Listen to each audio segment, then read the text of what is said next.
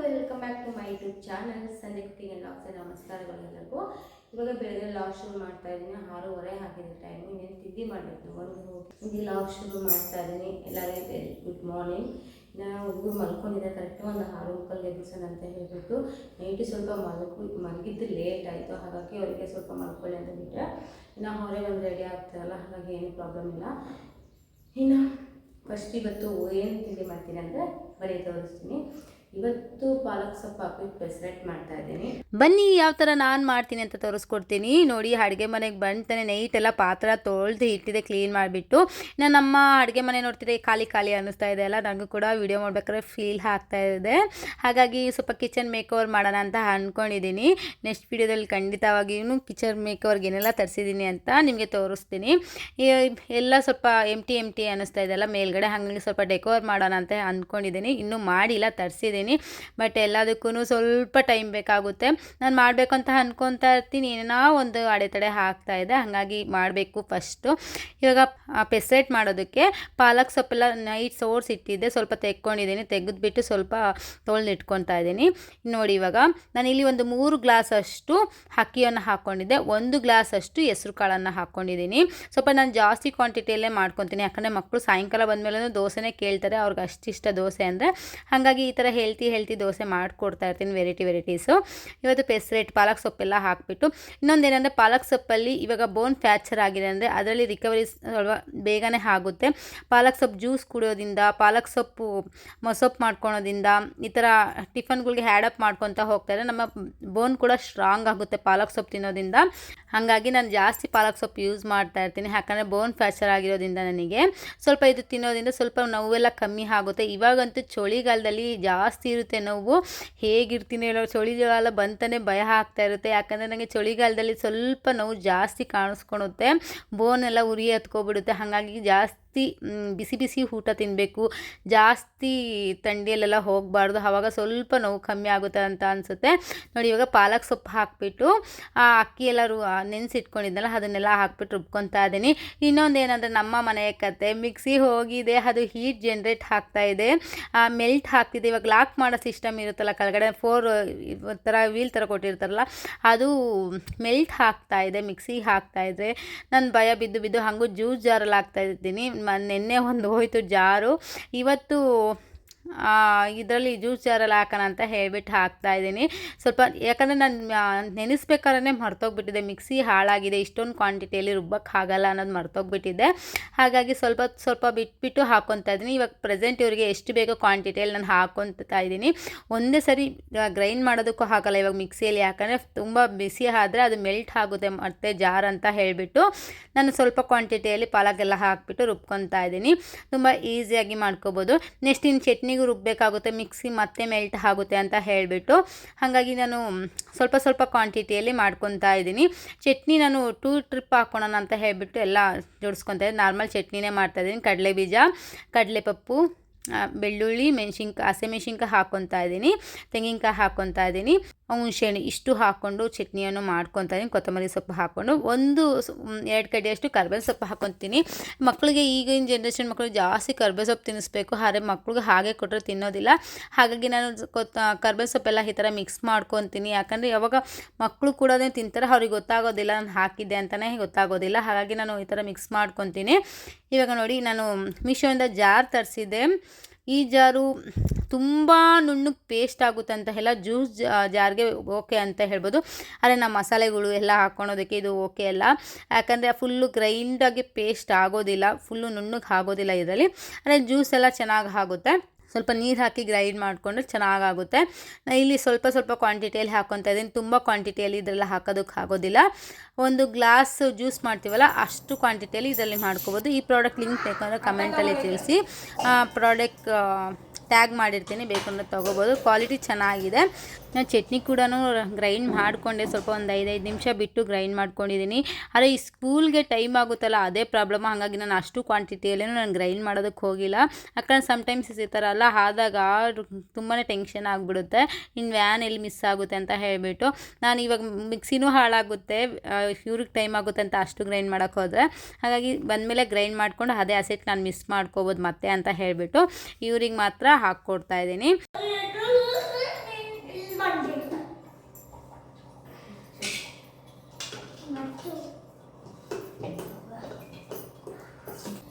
ನೋಡಿ finally chutney ready ಆಯಿತು. Normal chutney, ಕಾಯಿ ಚಟ್ನಿ, ಕಾಯಿ ಕಡಲೆ ಬೀಜ ಎಲ್ಲ ಹಾಕಿ ಮಾಡ್ಕೊಂಡಿದ್ದೀನಿ. ಇದು ಬಂದು ನೋಡಿ ಇದೇ ಜಾರಲ್ಲಿ ಮಾಡಿದ್ದೀನಿ. ಇದು ಮೀಶೋಯಿಂದ ತರಿಸಿದೆ. ನಾನು ತುಂಬಾ ಒಡ್ತಿದೆ ಅಂತ ಹೇಳ್ಬೋದು. ಆದರೆ ಇದು ಜಾಸ್ತಿ ಕ್ವಾಂಟಿಟಿ ಎಲ್ಲ ಹಾಕಲ್ಲ, ಸ್ವಲ್ಪ ಸ್ವಲ್ಪ ಹಾಕಿ ನಾವು ಮಾಡ್ಕೋಬೇಕಾಗುತ್ತೆ. ನೋಡಿ ಚಟ್ನಿ ಪ್ರಿಪೇರ್ ಮಾಡ್ಕೊಂಡಿದ್ದು ಚೆನ್ನಾಗಾಗಿದೆ. ನಾನು ಕೂಡ ನಾನಿಲ್ಲಿ ಅರ್ಧ ಭಾಗ ಮಾಡ್ಕೊಂಡಿದ್ದು ಎಲ್ಲ ಚೆನ್ನಾಗಿ ಮಿಕ್ಸ್ ಮಾಡ್ಕೊಂಡು ಚಟ್ನಿ ಪ್ರಿಪೇರ್ ಆಗಿದೆ. ಈಗ ದೋಸೆ ಮಾಡ್ಕೊಳ್ಳೋಣ ಬನ್ನಿ, ಹಾಕೋಣ ಅಂತ ತೋರಿಸ್ತೀನಿ. ಇನ್ನು ನನ್ನ ಮಕ್ಕಳು ಫ್ರೆಶಪ್ ಎಲ್ಲ ಆಗಿ ರೆಡಿ ಆಗ್ತಾ ಇದ್ದಾರೆ. ಅವರೆಲ್ಲ ಸ್ನಾನ ಮಾಡ್ಕೊಬಂದರು. ಪಾಪ ಇವನಿಗೆ ಅವನ ಹಚ್ಚುತ್ತಾನೆ ಸೊಪ್ಪು, ಅವನಿಗೆ ಇವನು ಹಚ್ತಾನೆ ಸೋಪು. ಕ್ಲೀನಾಗಿ ಸ್ನಾನ ಮಾಡಿಕೊಂಡು ಕ್ಲೀನಾಗಿ ಕೈಕಾರೆಲ್ಲ ಉಜ್ಜಿಕೊಂಡು ಸ್ನಾನ ಮಾಡ್ಕೊಂಡು ಬರ್ತಾರೆ. ಅದೊಂದು ಖುಷಿ. ಇನ್ನು ಅವರೇ ರೆಡಿ ಆಗ್ತಾರೆ. ನಾನೊಂದು ದೋಸೆ ತಿಂಡಿ ಒಂದು ಮಾಡ್ಕೊಡೋದು, ಸ್ನ್ಯಾಕ್ಸ್ ಒಂದು ಮಾಡ್ಕೊಡೋದು ಅಷ್ಟೇ ಸ್ಕೂಲಿಗೆ ಹೋಗ್ಬೇಕಾರೆ. ಇನ್ನು ಶೂ, ಸಾಕ್ಸ್ ಎಲ್ಲ ಪ್ರತಿಯೊಂದು ಅವರೇ ಹಾಕ್ಕೊಳೋದ್ರಿಂದ ತುಂಬಾ ಹೆಲ್ಪ್ ಆಗುತ್ತೆ. ನೋಡ್ಬೋದು ಯಾವ ರೀತಿ ಹಾಕ್ಕೊತಾವ್ರು ಇಬ್ಬರು ಅಂತ ಹೇಳಿಬಿಟ್ಟು. ತುಂಬಾ ಖುಷಿ ಆಗುತ್ತೆ ಇವರಿಬ್ಬರು ನೋಡಿದ್ಮೇಲೆ. ಬೆಳಗ್ಗೆ ಹೊತ್ತು ಹೋಗ್ಬೇಕಾದ್ರೆ ತುಂಬ ಖುಷಿಯಿಂದ ಹೋಗ್ತಾರೆ ಸ್ಕೂಲ್ಗೆ. ಇನ್ನು ಚಿನ್ಮಯ್ದು ಒಂದು ಕಂಪ್ಲೇಂಟ್ ಈ ನಡುವೆ ಏನು ಅಂದರೆ, ಸ್ಕೂಲ್ಗೆ ಹೋದ್ಮೇಲೆ ಒಂದು 4-5 ಡೇಸ್ ಅವ್ನಿಗೇನು ಫೀಲ್ ಆಗಿಲ್ಲ ಅಷ್ಟೊಂದು. ಅದು ಈಗ 7:30ಗೆ ಹೋಗಿ 3:30ವರೆಗೂ ಇರ್ತಾನಲ್ಲ. ಏನಂದರೆ ಸ್ಕೂಲಲ್ಲಿ 2 ಬ್ಯಾಚಸ್ ವ್ಯಾನ್ ಮಾಡಿದ್ದಾರೆ. 1:30ಗೆ ಒಂದು ಬ್ಯಾಚ್, 2:30ಗೆ ಒಂದು ಬ್ಯಾಚು, 3:30ಗೆ ಒಂದು ಬ್ಯಾಚು, 2 ಮಾಡಿದ್ದಾರೆ. ಅದು 2:30 ಬ್ಯಾಚು ಈ ಕಡೆ ಬರೋದಿಲ್ಲ, ನಮ್ಮ ಏರಿಯಾದಾಗೆ ಬರೋದಿಲ್ಲ 2:30ಗೆ. ಹಾಗಾಗಿ 3:30ಗೆ ಬರಬೇಕಾಗುತ್ತೆ ಅವನು ಸ್ಕೂಲಿಂದ. ಹಾಗಾಗಿ ಇವನಿಗೆ ಜಾಸ್ತಿ ಹೊತ್ತು ಹೋಗ್ಬೇಕಮ್ಮ ಸ್ಕೂಲ್ಗೆ, ಇಷ್ಟೊತ್ತೆಲ್ಲ ಹೋಗೋದಕ್ಕಾಗಲ್ಲ ಅಂತ ಹೇಳ್ತಾ ಇದ್ದ. ಇನ್ನೇನು ಮಾಡೋದು, ಈ ವ್ಯಾನ್ ಬರೋಲ್ಲ, ಇಲ್ಲಾಂದರೆ 2:30ಗೆ ಕರ್ಸ್ಕೊಳೋಣ ಅಂತ ಅಂದ್ಕೊತಿದ್ದೆ. ಅದೇ ವ್ಯಾನು ಬರೋಲ್ಲ ಅಂತ ಹೇಳಿಬಿಟ್ಟು ಸುಮ್ಮನಾದ. ಇನ್ನು ಅವನಿಗೆ ನಾನು ಫಸ್ಟು ತಿಂಡಿ ಹಾಕ್ಕೊಟ್ಟೆ. ದೋಸೆ ಅವರಿಬ್ಬರು ತಿಂತಾಯಿದ್ರೆ ಬಾಕ್ಸಿಗೆ ಆಮೇಲೆ ಹಾಕ್ಬೋದು. ಫಸ್ಟ್ ತಿನ್ಕೊತಾರೆ. ತಿನ್ನೋದಕ್ಕೆ ಒಂದು 10 ನಿಮಿಷ ಆದ್ರೂ ಟೈಮ್ ಬೇಕಾಗುತ್ತಲ್ವ. ಇಬ್ಬರು 2 ದೋಸೆ ತಿನ್ಕೊಂಡೋದ್ರೆ ಆರಾಮಾಗೆ ಇರ್ತಾರೆ ಅಂತ ಹೇಳಿಬಿಟ್ಟು ಅವ್ರಿಗೆ ದೋಸೆ ಹಾಕಿಬಿಟ್ಟು ಚಟ್ನಿ ಎಲ್ಲ ಹಾಕಿಬಿಟ್ಟು ಕೊಟ್ಟೆ, ದೋಸೆ ತಿನ್ನಲಿ ಅಂತ ಹೇಳಿಬಿಟ್ಟು. ಇನ್ನು ಬಾಕ್ಸಿಗೆ ದೋಸೆ ಹಾಕ್ಕೊತಿದ್ದೆ. ಏನಪ್ಪ ಇಷ್ಟು ದೊಡ್ಡ ದೋಸೆ ಹಾಕ್ತಾಯಿದ್ದಾರೆ ಅಂತ ನೀನು ಅಂದ್ಕೋಬೋದು. ಬಾಕ್ಸ್ಗೆ ಮಕ್ಕಳಿಗೆ ಪುಟ್ಟಾಣಿ ದೋಸೆ ಹಾಕ್ಕೊಡ್ತಾರೆ ಅಂತ ಅಂದ್ಕೊತಾರೆ. ನಾನು ಇದಕ್ಕಿಂತ ಜಾಸ್ತಿ ದೊಡ್ಡ ಹೆಂಚಿದ್ರು ನಾನು ದೊಡ್ಡ ದೋಸೆನೇ ಹಾಕ್ಕೊಡ್ತಿದ್ದೆ ಅನಿಸುತ್ತೆ. ನನಗೆ ಎಷ್ಟು ದೊಡ್ಡದು ಇರುತ್ತೆ ದೋಸೆ ಅಷ್ಟು ಖುಷಿ ಆಗುತ್ತೆ. ನನ್ನ ಮಕ್ಳಿಗೂ ಅಷ್ಟೇ, ಏನು ಚಿಕ್ಕದು ಪುಟ್ಟಾಣಿ ತಿನ್ನಬೇಕು, ಎಷ್ಟು ಕ್ವಾಂಟಿಟಿ ಎಲ್ಲಿ ತಿನ್ನಬೇಕಂತ ಗೊತ್ತಾಗೋದೇ ಇಲ್ಲ ಆವಾಗ. ದೊಡ್ಡ ದೋಸೆ ಇವಾಗ ನಾವು ಎಷ್ಟು ದೋಸೆ, ಇವಾಗ ನಾವು ಎಷ್ಟು ಸೈಜಲ್ಲಿ ದೋಸೆ ತಿಂತೀವೋ ಮಕ್ಕಳು ಕೂಡ ಅದೇ ಸೈಜಲ್ಲಿ ತಿಂತಾರೆ. ಇಷ್ಟು ತಿಂದಿದ್ದಾರೆ ಅಂತ ಒಂದು ಸ್ಯಾಟಿಸ್ಫ್ಯಾಕ್ಷನ್ ಇರುತ್ತೆ. ಚಿಕ್ಕದು ಪುಟ್ಟಾಣಿ ದೋಸೆ ಹಾಕ್ಕೊಟ್ರೆ ನನಗೆ ಎಷ್ಟೊಂದು ದೋಸೆ ಒಯ್ಕೊಂಡು ಕುತ್ಕೋಬೇಕಾಗುತ್ತೆ, ಟೈಮ್ ಕೂಡ ವೇಸ್ಟ್ ಆಗುತ್ತೆ ನಾವು ಹಾಕ್ಕೊಂಡು ಕುತ್ಕೊಳೋದ್ರಿಂದ. ಹಾಗಾಗಿ ಇವ್ರಿಗೇನು ಆ ಥರ ಏನಿಲ್ಲ, ಶೇಪ್ಸ್ ಎಲ್ಲ ಬೇಕು ದೋಸೆ ಅಂತ ಏನಿಲ್ಲ. ರೌಂಡಾಗಿ ದೊಡ್ಡದಿದ್ರೂ ಅವ್ರು ಏನು ತಿಂತಾರೆ ಆರಾಮಾಗೆ. ತಿಂಡಿ ತಿನ್ನೋದಾಗಲಿ ಏನು ಆಟ ಮಾಡೋದಿಲ್ಲ, ಆರಾಮಾಗಿ ತಿನ್ಕೊಂಡು ಹೋಗ್ತಾರೆ. ಯಾಕಂದ್ರೆ ನನಗಿಂತನೂ ಅವ್ರಿಗೆ ಅರ್ಜೆಂಟು ವ್ಯಾನ್ ಬರುತ್ತೆ ಅಂತ ಹೇಳ್ಬಿಟ್ಟು ತುಂಬ ಟೆನ್ಷನ್ ತೊಗೊಂಡಿರ್ತಾರೆ ಅವಾಗ. ಹಾಗಾಗಿ ಅವರೇ ರೆಡಿಯಾಗಿ ಹೋಗ್ತಾರೆ. ಸಾಕ್ಸ್ ಎಂದೋಗುತ್ತೆ ಚಿನ್ನಿ ನೋಡಿ. ನನ್ನ ತಿಂಡಿಗೋಸ್ಕರ ಕಾಯ್ತಾ ಇದ್ದಾನೆ ಚಿನ್ಮಯಿ. ರೆಡಿ ಆಗಿದ್ದಾರೆ ಆಲ್ಮೋಸ್ಟ್. ಇವನು ಸಾಕ್ಸ್ ಹಾಕ್ಕೊಂಡು ಫುಲ್ ರೆಡಿಯಾಗಿ ಬಂದು ನಿಂತಿದ್ದಾರೆ. ನಾನಿಲ್ಲಿ ದೋಸೆ ಹಾಕಿದ್ರೆ ಕೊಡೋ ಗ್ಲಾಸಲ್ಲಿ ಧ್ರುವನ್ ಏನದು ಎಲ್ಲಿ ಬೀಳ್ಸ್ಬಿಟ್ಟು ಅಲ್ಲೇ ಇಡು ಅಲ್ಲೇ ಇಡು.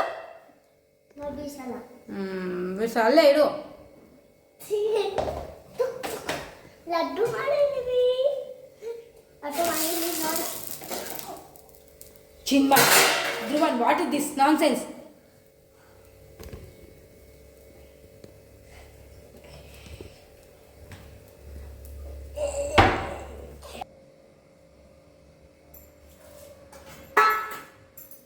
ನೋಡಿ ಈ ಥರ ಪೀಸ್ ಮಾಡಿ ಹಾಕ್ತಾ ಇದ್ದೀನಿ ಚಿನ್ಮಯ್ಗೆ. ತಿನ್ನಕ್ಕೂ ಈಸಿ ಆಗುತ್ತೆ.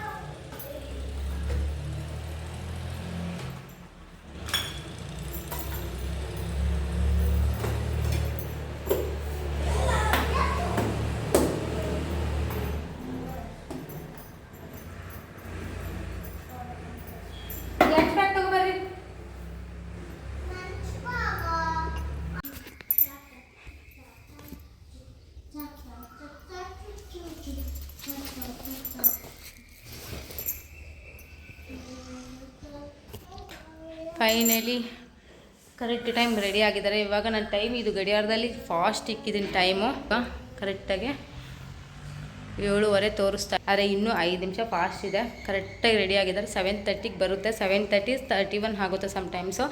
ನೋಡಿ ಇವಾಗ ಮಕ್ಕಳು ರೆಡಿ ಆಗ್ತಾ ಇದ್ದಾರೆ ನೋಡಿ. ಚೀನಿ ನೋಡಿ, ಚಿನ್ಮಯ್ ಶೂಸ್ ಹಾಕೊಂಡು ರೆಡಿ ಆಗ್ತಿದ್ದಾನೆ. ಧ್ರುವನ್ ಸುಮ್ಮನಿರು. ಹಾಂ ಹಾಕೋ.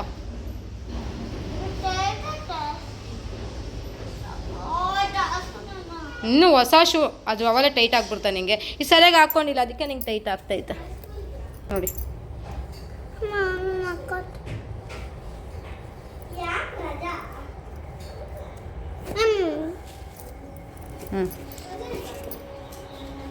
ಬ್ಯಾಗ್ ತಗೋ ಬರ್ರಮ್ಮ.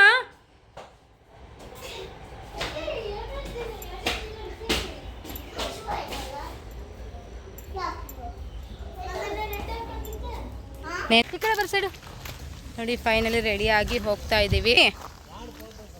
ನಡೀರಿ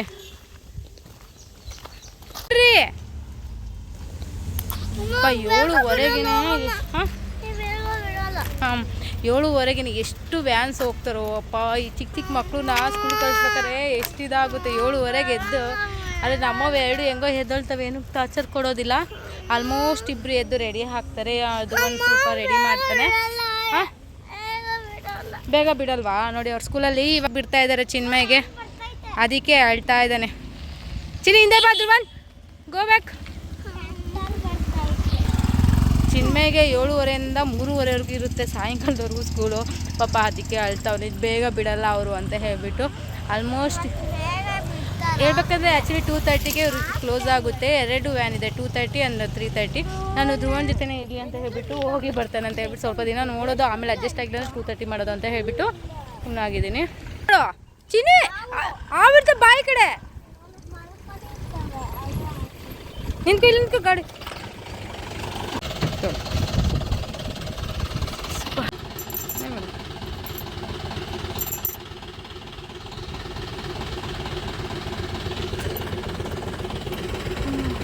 ಇನ್ನು ಹುಡುಗರಿಗೆ ವ್ಯಾನಿಗೆ ಬಿಟ್ಟು ಬಂದೆ. ಮತ್ತು ನಾನು ಹಸಿಟ್ಟೆಲ್ಲ ಗ್ರೈಂಡ್ ಮಾಡಿ ಮತ್ತು ಇವಾಗ ಮಿಕ್ಸ್ ಮಾಡ್ಕೊತಾ ಇದ್ದೀನಿ ಇದೇ ಹಸಿಟ್ಟಿಗೆ. ಯಾಕಂದರೆ ಟೈಮ್ ಆಗುತ್ತಲ್ವ, ಇನ್ನು ಅದಷ್ಟೆಲ್ಲ ರುಬ್ಕೊಂಡು ಇದು ಮಾಡೋದಕ್ಕೆ ಮತ್ತೆಲ್ಲ ಗ್ರೈಂಡ್ ಮಾಡಿಬಿಟ್ಟು ಮತ್ತೆ ದೋಸೆ ಕನ್ಸಿಸ್ಟೆಂಟ್ ಮಾಡಿಕೊಂಡು ಮತ್ತು ನನಗೆ ದೋಸೆ ಹಾಕ್ಕೊತಾ ಇದ್ದೀನಿ ತಿನ್ನೋಣ ಅಂತ ಹೇಳಿಬಿಟ್ಟು. ತುಂಬ ಅಂದರೆ ತುಂಬ ಟೇಸ್ಟಿಯಾಗಿರುತ್ತೆ ದೋಸೆ ಇದು. ನಾನು ಜಾಸ್ತಿ ಈ ಥರ ದೋಸೆ ಮಾಡ್ಕೊಳ್ಳೋದಂದರೆ ನನ್ನ ಬಾಡಿ ಹೀಟ್ ಆಗಿರುತ್ತಲ್ಲ, ಆ ಟೈಮಲ್ಲಿ ಈ ಥರ ದೋಸೆ ಎಲ್ಲ ಮಾಡ್ಕೊಂಡು ತಿಂತೀನಿ. ಆವಾಗ ಬಾಡಿ ಕೂಡ ಕೂಲ್ ಆಗುತ್ತೆ. ಹೆಸ್ರು ಕಾಳು ಹಾಕಿರ್ತೀವಲ್ಲ, ಹಾಗಾಗಿ ಇದ್ರ ಜೊತೆ ನಾವು ಇನ್ನು ಕಡಲೆಕಾಳು, ಹೆಸರುಬೇಳೆ ಎಲ್ಲ ಕೂಡ ಹಾಕ್ಬೋದು. ಇನ್ನು ಮಲ್ಟಿ ವಿಟಮಿನ್ ದೋಸೆ ಕೂಡ ನಾನು ಮಾಡಿದ್ದೆ, ತುಂಬ ಅದು ಕೂಡ ಚೆನ್ನಾಗಿರುತ್ತೆ. ಡಿಸ್ಕ್ರಿಪ್ಷನಲ್ಲಿ ಲಿಂಕನ್ನು ಕೊಟ್ಟಿರ್ತೀನಿ ನೋಡಿ. ತುಂಬ ಅಂದರೆ ತುಂಬ ಟೇಸ್ಟಿಯಾಗಿರುತ್ತೆ. ನಾನು ದೋಸೆ ಹಾಕ್ಕೊಂಡು ತಿನ್ನೋಣ. ಫಸ್ಟು ನನಗೆ ಏನಂದರೆ ಇವಾಗ 7:15 ತಿನ್ನೋ ಅಭ್ಯಾಸ ಆಗಿಬಿಡುತ್ತೆ. ಯಾಕಂದರೆ ಬಂತಾನೆ ತಿಂಡಿ ಹೇಗಿರೋ ಪ್ರಿಪೇರ್ ಆಗಿದೆ ತಿನ್ಬಿಡ್ಬೋದು ಅಂತ ಹೇಳಿಬಿಟ್ಟು ಮಾಡಿ ಇವಾಗ ನಾನು ತಿಂಡಿ ಹಾಕೋಣ ಅಂತ ಬಂದಿದ್ದೀನಿ. ನಾನು ದೋಸೆ ಅವರೆಲ್ಲ ತಿಂದ್ಬಿಟ್ಟವರು ದೋಸೆ ಚಟ್ನಿ. ತುಂಬಾ ಬ್ಯುಸಿ ಏನಿದೆ, ಒಂದು 5:30 10:00 ಏನಿದೆ ಅದು ತುಂಬಾ ಬ್ಯುಸಿಯಾಗಿರುತ್ತೆ. ಬ್ಯುಸಿ ಶೆಡ್ಯೂಲ್ ಅಂತಲೇ ಹೇಳ್ಬೋದು. ಎಲ್ಲೂ ಕೂಡ ಹಲ್ಲಾಡೋಕ್ಕಾಗಲ್ಲ. ಕಂಪ್ಲೀಟ್ ಮನೆ ಕ್ಲೀನ್ ಮಾಡಿ ಮತ್ತಿದೆ ಸಾಯಂಕಾಲ ಅದೇ ಆಗುತ್ತೆ ನಾರ್ಮಲ್ ಗಲೀಜು. ಬಟ್ ಅವಾಗ ಒಂದು ಸರಿ ಮಾಡ್ಕೋಬೇಕು, ದಿನಕ್ಕೆ 2 ಸರಿ ಮಾಡ್ಕೋಬೇಕಾಗುತ್ತೆ. ಇವಾಗ ನಾನು ಕೂಡ ತಿಂಡಿ ಮಾಡ್ಕೊಳೋದಕ್ಕೆ ಆಲ್ರೆಡಿ ದೋಸೆ ಹಾಕ್ಕೊಂಡಿದ್ದೀನಿ ನೋಡಿ. ದೋಸೆ ತುಂಬ ಚೆನ್ನಾಗಿರುತ್ತೆ. ಇನ್ನೂ ಇದು ಒಂದು 2 hours ಇನ್ನೂ ಸಖತ್ತಾಗಿ ಬರುತ್ತೆ. ಮಸಾಲೆ ದೋಸೆ ಥರನೇ ಬರುತ್ತೆ. ಸ್ವಲ್ಪ ಉಕ್ಕು ಬಂದರೆ ಚೆನ್ನಾಗಿ ಬರುತ್ತೆ. ಇನ್ನು ನಾನು ಇನ್ಸ್ಟೆಂಟಾಗಿ ಮಾಡ್ಕೋಬೋದು ಬೇಗನೆ, ನೈಟ್ ನೆನೆಸಿಟ್ಕೊಂಡ್ರೆ ತುಂಬಾ ಚೆನ್ನಾಗಿರುತ್ತೆ. ನೀವು ಕೂಡ ಮನೇಲಿ ಟ್ರೈ ಮಾಡಿ. ಇದು ಪಾಲಕ್ ಸೊಪ್ಪಿನ ದೋಸೆ, ಪಾಲಕ್ಕು ಹೆಸರು ಕಾಳು ಹೈ ಪ್ರೋಟೀನ್ ಫುಡ್ ಅಂತ ಹೇಳ್ಬೋದು. ಇದು ಕೂಡ ಆಗಿದೆ, ತೆಗೆಯೋಣ.